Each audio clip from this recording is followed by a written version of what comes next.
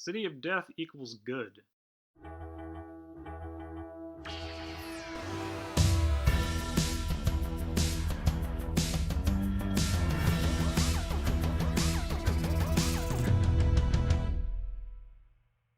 When you have a franchise going for 60 years, you better hope to have at least one good story in there.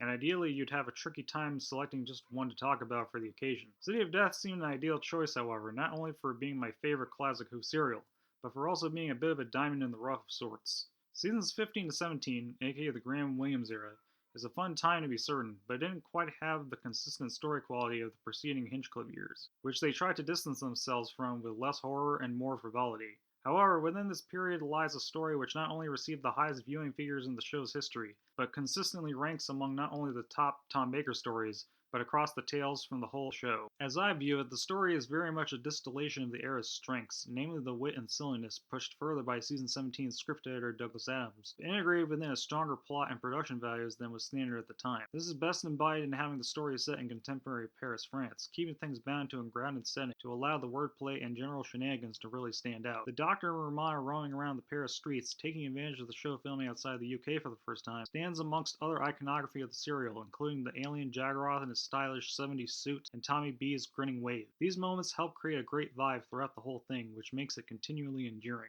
And the sheer quality on display is perhaps best embodied in Julian Glover's turn as villain Scarleone/Skara, embodying Walter Donovan energy a whole decade earlier. Scarleone serves as an excellent counterpoint to the Doctor as an alien walking amongst humanity and its history, but doing so reluctantly and with a larger goal, while the Doc relishes visiting Earth while on holiday. He appreciates the art and culture the humans have created, while Scarleone views them as a means to an end, and considers them to be beneath him. They also both have a female sidekick to go on escapades with, and an associate that indulges in violent tendencies. And yes, Duggan is a definite highlight of this whole thing as well, and the fact his simplistic thumping is what ends up stopping Skarath after all his scheming is quite a lovely turn. The Mona Lisa aspect of this plot also makes us question how he places value upon things, namely art. Does the fact that Da Vinci ended up painting 6 identical Mona Lisas make the original one less special, or vice versa? Or should they all still have the same worth regardless? After all, Scarleone is selling the paintings for similar prices, and yet it seems heavily implied he wouldn't be able to do so if the buyers knew there was more than one out there.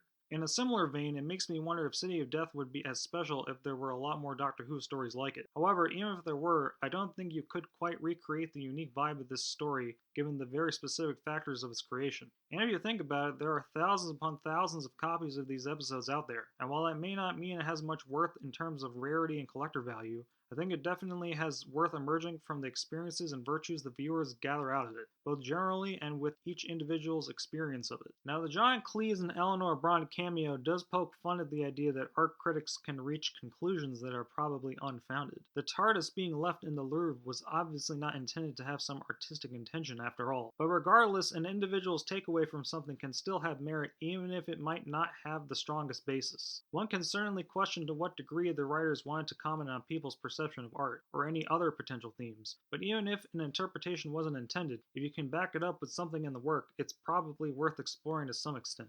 Things have gone a little brain scratchy in the last paragraph or two, but I guess to wrap up, I deeply enjoy the serial for it being a damn fun time. It's the kind of unique, amusing energy I like the Trouble with Trolls in Star Trek the original series for. I enjoy the vibes, the quotable lines. What a wonderful butler, he's so violent. And there's a lot of clever things you can look into if you want. It might not be the most flashy or emotionally heavy Doctor Who out there, and I suppose whether or not any of the interpretations or values I've discussed here are legitimate is something that can be debated, but to me, at least, this will always be one diamond story.